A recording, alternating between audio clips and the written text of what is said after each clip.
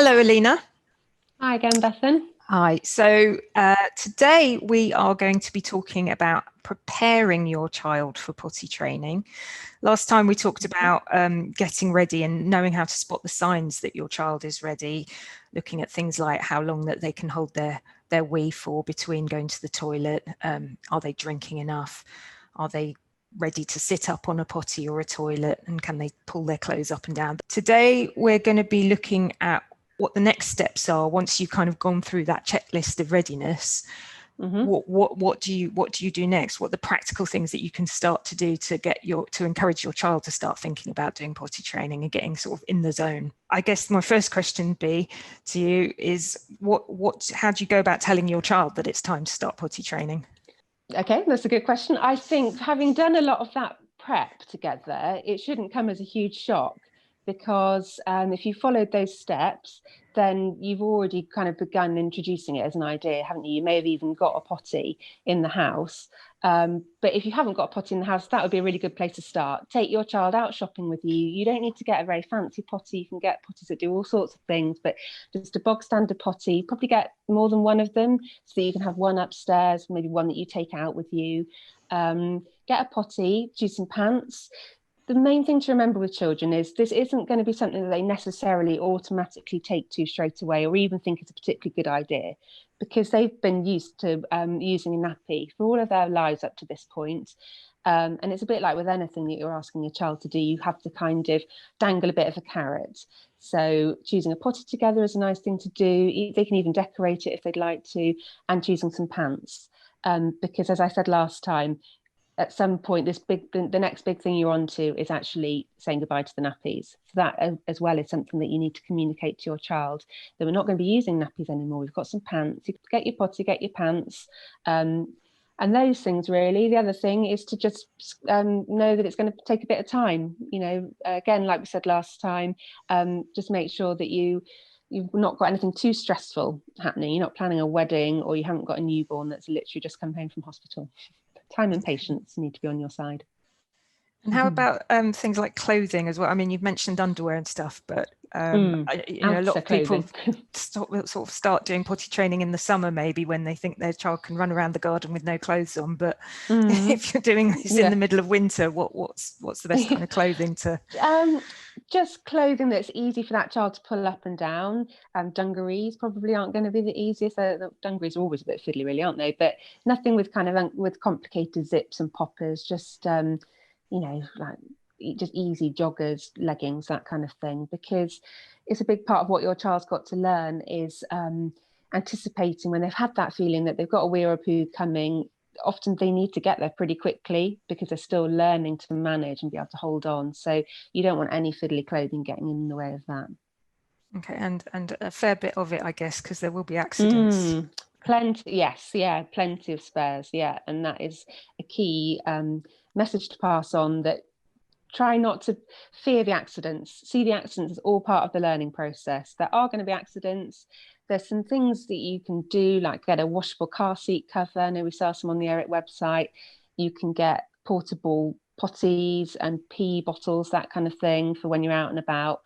But there is no way of getting around it. If you're teaching a child to manage their wee and poo, some of those wees and poos are going to end up on the floor, so in their pants.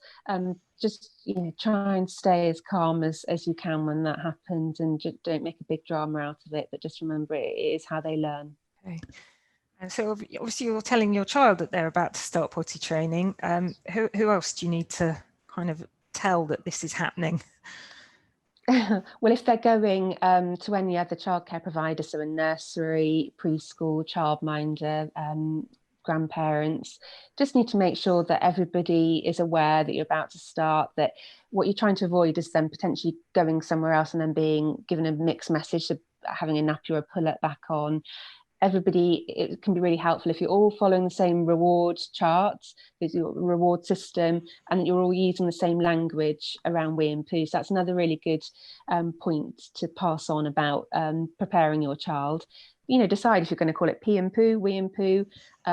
We at Eric, we're always about normalizing wee and poo, just trying to make it something for children not to be frightened of. It's just a totally normal, natural thing that our bodies do. almost kind of recapping what we were talking about in the last session, it's important to keep up those checks, isn't it, about making sure they're not constipated and making sure they're drinking enough water during the day. All of those Absolutely. things that are just going to help this go a bit more smoothly. If a child's got a poo problem, it can make it very, very difficult to potty train them. But also, not even thinking about constipation, it's just good for a child's general bladder and bowel health to make sure that they're drinking plenty. So by that we mean 6 to 8 cups of water-based fluids spread throughout the day. So that doesn't include the child's milk, because milk's actually treated as a food. So plenty of drinks throughout the day. That's going to really help their bladders to be able to expand and to hold more, to strengthen, and also keep that poo nice and soft as well. Now, you talked about going out and about and maybe getting more than one potty, and children needing to go instantly for sometimes as soon as they feel the need to go. What do you kind of recommend around where you put those potties, like in the house?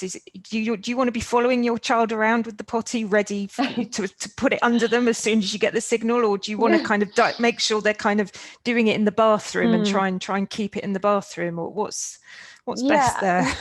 I mean, it has to fit in with family life. You might find for maybe the first day that it happens somewhere a bit random. And I remember I put with my daughter, I put the potty in her bedroom one morning. She was getting dressed, she was about 2.5, and just kind of left it there. And we'd done a bit of role play with Teddy, and then she called out, "Mummy, I've done a wee," and that's kind of how her first one happened. So I think maybe for that first wee, it's a bit forced, isn't it, to think that we're back in the bathroom. Bathrooms aren't always the biggest, easiest places to be in. So that's sort of how it can begin. But I think in terms of the routine going forward, it is really helpful to try to keep everything to do with wee and poo in the bathroom, because that's reinforcing the message for children. So if they do have an accident, take them into the bathroom toilet area to get cleaned up. All right. We're talking about potties, but some children, I think, probably will turn their noses up at potties and want to go straight to the big toilet. How do you cope with that if they want to do that and go straight onto the grown-ups? Yeah, just go with it. That if that's their choice. Some children do a bit of potty, a bit of toilet. The main thing about the toilet, obviously, they're designed for much bigger people, for us adults. So we would strongly recommend getting a footstool, because by having that footstool and putting your child's feet, making sure they're firmly planted, you're replicating the squat that they get on the potty when their feet are on the floor. So a nice sturdy footstool. Again, it doesn't need to be expensive. I know IKEA do a really reasonable one that's the perfect height. It's sort of white with little dimples on. We can always try and send an image, I think, perhaps, of that one, or any of that. The pound stores, you can get one, like a kitchen stool, basically. So it's not those tiny little ones then that you sometimes get that are about sort of 20-30 centimeters high. They're quite small, aren't they, just to give them a bit of a lift? Double that, really. Right. Yeah, I would have said. But I think if we can send an image of that, then people have a good idea of what we mean. So you've got those feet nicely firmly planted, but also one of the toilet seat inners as well, because obviously with a little bottom on a big toilet seat, what you don't want is that child wriggling, potentially having a little wobble that might scare them. You just want them to feel as secure and relaxed as possible. Because when we're relaxed, that's when we are able to empty our bladder and bowel in the best way. Okay, so you talked about a lot of the practical stuff there. What about fun things that you can do with your child to start getting them ready to think about potty training? Things like just books about potty training. There's heaps of different books about potty training. Lots of kids go through that phase, don't they, where they find wee and poo hilarious and they want to know about different animals doing their poo. So, and that can be done, right when we went back week 1, if you like it, that kind of checking that they're ready. It's all the building blocks that you're going to be using. So books about potty training, a little basket of toys next to the potty or the toilet, just something to hold their interest. Things that they can blow are brilliant, because again, that keeps their hands occupied, but also really helps them to find their muscles that they need to use for pushing a poo out. So bubbles or one of those windmill blowers. Watching clips on YouTube of toilet training programs. There's a really nice CBeebies one. So just anything that you can find. Really, there's lots of resources out there, but I think the main thing is trying to make it as fun as can be. Really, again, to try and really motivate that child and reward as well. How can I forget reward? So what we would say is, don't go out spending a lot of money on, glamorous presents. They don't need any of that stuff. It's just, just a simple kind of high five when they've done a poo, and a big cheer, or just so that they can see how proud you are of them, and they think, actually, yeah, this is worth my time, doing this toilet training business. So if you're going to do any kind of reward chart, just bear in mind that younger children, they find it much easier to engage with instant reward. That idea of waiting until, say, the weekend, or waiting until you've done 5 poos, is too tricky a concept for them. So keep it instant, keep it very small, a lucky dip bag of really cheap little things wrapped up. That can be really motivating. But also just make sure you put the reward onto all of the positive things that they can do, those achievable steps. Don't make it just for doing a wee and poo in the right place, and definitely try to avoid taking a treat away, or kind of saying, well, you've lost your stars for today when you've had an accident, because they're not doing those accidents on purpose. You often find kids that will do brilliantly all day. They get really, really tired in the afternoon, and that's when the accidents creep in. So really try and keep it all as on the positives. Okay. And is there any different kind of approaches you'd suggest if you have a child that has additional needs, or maybe a physical disability? Okay, yeah. So it's even more important when you're thinking about where that child's sitting, if they've got a physical disability. If you've got access to an occupational therapist, it'd be worth having a chat with them to see if there's any sort of like equipment that you might need to get to help that child, particularly children that are wheelchair bound. Once you've done your bladder bowel assessment, and you know roughly the gaps between their wheeze, if the transition from the wheelchair to the toilet is taking too long, then you can use a sheath device, or one of the pee bottles. There's lots of information about toilet training children with additional needs, and a really good guide that we've got, which we can include with the links. So it's about getting the right equipment. It's really making sure you've done your bladder bowel assessment, so you know the gaps that your child goes between wheeze and poos, and you've also identified any problems that might need sorting out. You can base your toilet routine around that. Children with perhaps delayed speech or a learning disability, there's some lovely social stories that you can find online around toileting, and it's using those visual clues of or telling the story of this is what we're doing now. So you're going to be pulling your trousers down, doing the wee, standing back up, all those things. So you're breaking it down for that child and making it a bit easier to understand what it is that you're asking them to do. With all children, you kind of these are all of the things that you're suggesting that you sort of get in place and start preparing with your child. Do you kind of treat it like a big kind of, okay, tomorrow's day one, we're going to do this. This is the big week, we're going to crack it. I mean, you don't want to kind of go over the top, I suppose, no. or is this something you can maybe start to phase in if you feel like you don't want to do it all in one go? Yeah, that's a really interesting point. I think it's to depend. We've all got different styles of parenting, haven't we? And some people, it's your choice really, and you're basing it around that individual child. Some children need an awful lot of reassurance, and they need time to know that something different is coming along. And other kids quite like surprises, and actually you think they're going to throw the most almighty tantrum if I tell them in 2 weeks' time that they're not going to have nappies. So actually, I'm just going to wait until the morning that we think we're going to do it.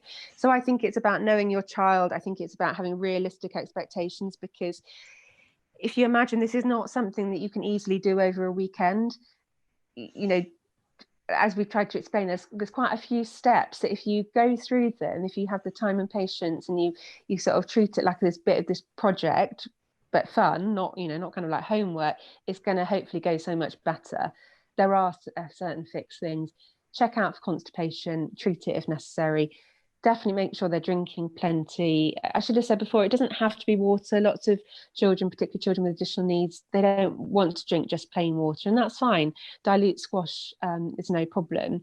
There are certain drinks that will irritate a child's bladder, things like blackcurrant, orange squash for some children, and definitely anything with caffeine, fizzy drinks. So, make the drinking fun as well. Give them special straws, that kind of thing. So we talked about the bowels, the drinking, and the nappies. That really has to be the thing that, whatever way you do that, whether you write a letter to the nappy fairy or whatever it is you choose to do, they are moving into pants. This is the next phase for them. This bye-bye pants, hello potty or toilet, or both. To recap, Go shopping for Potty's pants, steps and seat inserts. Make clothing easy, avoiding fiddly clothing like dungarees. Don't fear accidents, they're part of the learning process. Make it fun with toys, books and video clips. Encourage your child to have 6 to 8 water-based drinks each day. Choose cheap instant treats for rewards and don't punish accidents. If your child has a physical disability or additional needs, speak to an OT about equipment and use social stories or flashcards. Okay. Great. Oh, that's terrific. Well, thanks very much, Alina. We're going to head over to our live selves again now for a Q&A. So we'll wrap up now, and hopefully we'll be fielding some questions for the next 10 or 15 minutes. Thanks very much.